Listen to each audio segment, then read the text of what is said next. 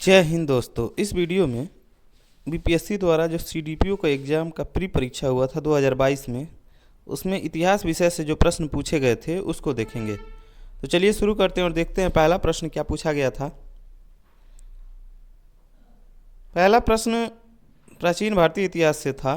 तृतीय बौद्ध सभा का सभापतित्व किया गया था मोगलीपुत्र तिस्स द्वारा। अगला प्रश्न है, पूर्व गुप्त काल में शीशे के सिक्के की एक बड़ी संख्या जारी की गई, सातवाहनों द्वारा। अगला प्रश्न है, अशोक की नीति के आर्थिक परिणामों के कारण ही मौर्य साम्राज्य का पतन अधिकांशतः उचित था। इस तथ्य में किसने विश्वास किया? रोमिला थापर। अगला प्रश्न है, प्रसिद्ध इलाहाबाद प्रशस्त का लेखक कौन था? हरिशेड़। अगला प्रश्न है,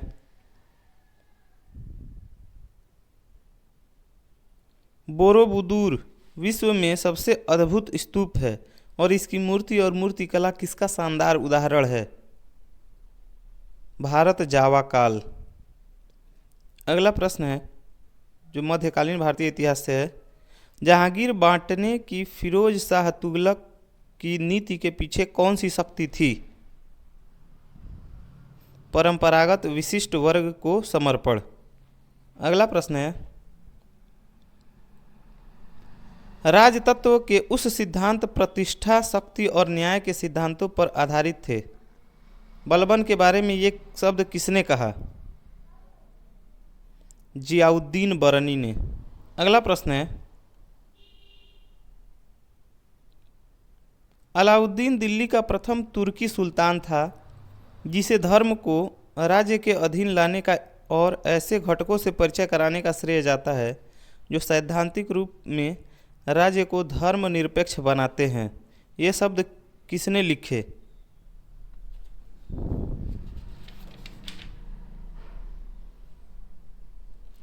A.L. श्रीवास्तव ने। अगला प्रश्न है, भारत के एकीकरण के बाद वह मध्य पूर्व और पश्चिम एशिया को एक करना चाहता था, जो एक विश्व साम्राज्य की स्थापना की ओर एक महत्वपूर्ण कदम था। R.P. त्रिपाठी ने मुगलकालीन भारत के किस सम्राट के बारे में यह लिखा? अकबर। अगला प्रश्न है, किसी भी सरकार ने नहीं और अंग्रेजों ने भी नहीं जीतना कि इस पठान ने काफ़ी बुद्धिमत्ता का परिचय दिया। शेर शाह सूरी के बारे में ये शब्द किसने लिखे? H.G. कीन ने। अगला प्रश्न है जो आधुनिक भारत से है, रैयतवाड़ी व्यवस्था प्रारंभिक रूप से प्रारंभ की गई तमिलनाडु में। अगला प्रश्न है, 1945-46 में दिल्ली में हुए INA के मुकदमे के पक्ष में पेश हुए वकील थे? भूला भाई देसाई। अगला प्रश्न है,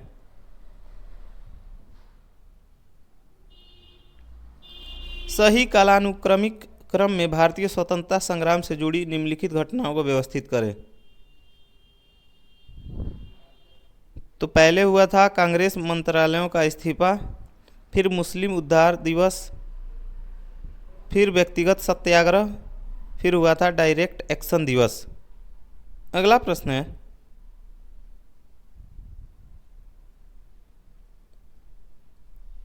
निम्नलिखित आंदोलनों का कालानुक्रमित क्रम क्या है? इंडिगो आंदोलन, फिर पाटनी आंदोलन, फिर दक्कन दंगे, फिर पंजाब में भूमि अलगाव के खिलाफ आंदोलन। अगला प्रश्न है, निम्नलिखित में से कौन एका आंदोलन के जिम्मेदार थे? अवध में हरदोई, बहराइच आदि के किसान। अगला प्रश्न है, इनमें से किस वायसराय को अंडमान द्वीप समूह में छुरा मारकर मौत के घाट उतार दिया गया था? लॉर्ड मेयो को।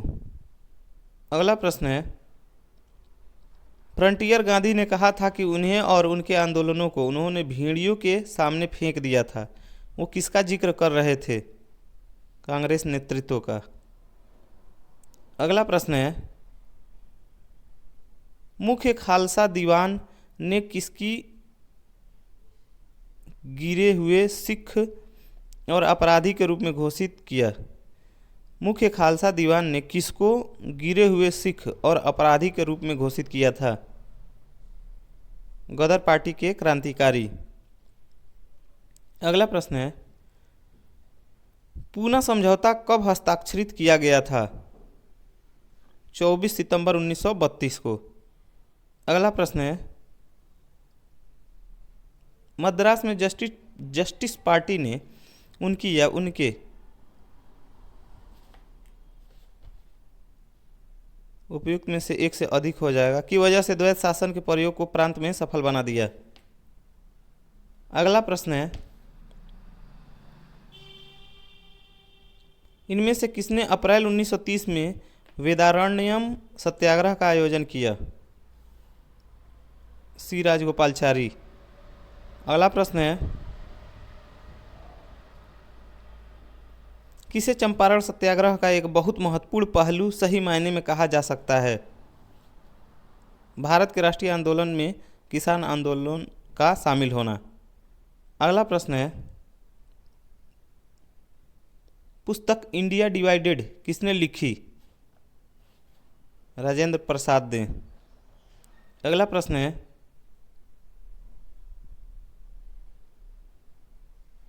जवाहरलाल के बौद्धिक विकास में फरवरी 1927 में ब्रुसेल्स कांग्रेस में औपनिवेशिक दमन और साम्राज्यवाद के विरुद्ध उनकी सक्रिय भागीदारी के साथ एक मोड़ आया।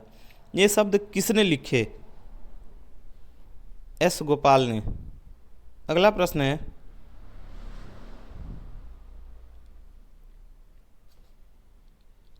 क्रिप्स के प्रस्ताव ने वास्तव में हमें कुछ नहीं दिया।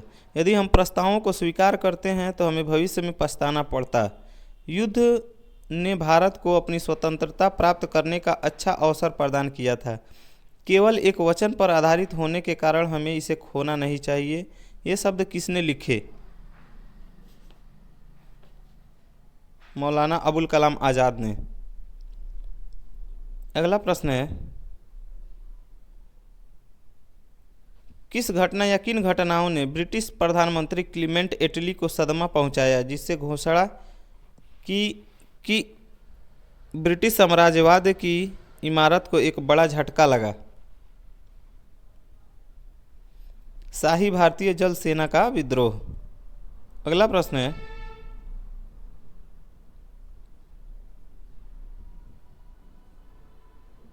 किसने स्वतंत्र भारत के प्रथम प्रधानमंत्री जवाहरलाल नेहरू का साहस और दूरदर्शिता के एक उत्कृष्ट नेता के रूप में अभिवादन किया? Lord Mountbatten. अगला प्रश्न है, बंगाल प्रांत के साथ बिहार प्रांत को कब मिलाया गया? 1732 ईस्वी में। अगला प्रश्न है,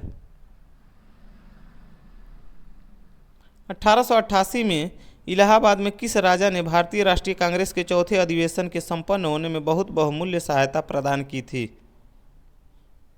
दरभंगा के राजा। अगला प्रश्न है,